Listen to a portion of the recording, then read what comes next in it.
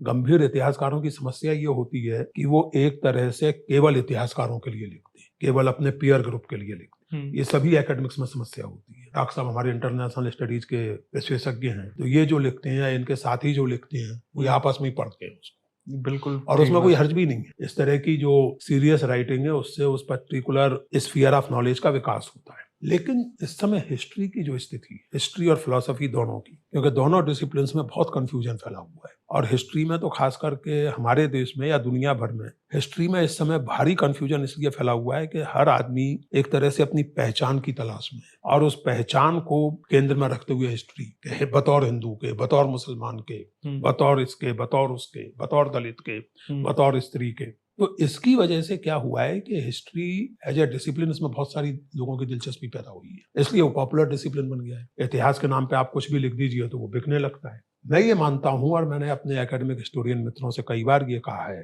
कि आप थोड़ा सा पॉपुलर लिखने की कोशिश कीजिए, यानी बहुत ज्यादा रेफरेंसेस ना हो, और अगर हो भी तो लिखने की शैली ऐसी हो कि रोचक हो। ऐसा ना हो कि कई बार क्या होता है कि आप केवल एक संकेत कर देते हैं और जो उस विषय का जानकार है वो समझ जाता है, लेकिन हो सकता है कि आपको ना समझ में आए, आप उस विषय के जानकार नहीं है। लेकिन पॉपुलर हिस्ट्री के नाम पर जो हो रहा है वो ज्यादा घातक इसलिए है कि जैसे आप पॉपुलर हिस्टोरियन कह रहे हैं, उन्हें मैं कहूंगा कि वो अधूरे या प्रेजुडिस्ड हिस्टोरियन, अधूरे या प्रेजुडिस्ड। ओके, वो कैसे?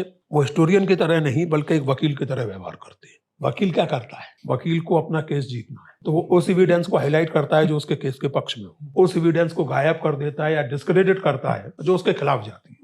ये हिस्टोरियन का काम नहीं। मैं अगर जनगोपाल पर लिख रहा हूं, मैं जनगोपाल की हिस्ट्री लिख रहा हूं, तो मैं ये नहीं करूंगा कि इस बात को गोल कर जाऊं कि दादू और अकबर की मुलाकात का जिक्र किसी क्रॉनिकल में नहीं।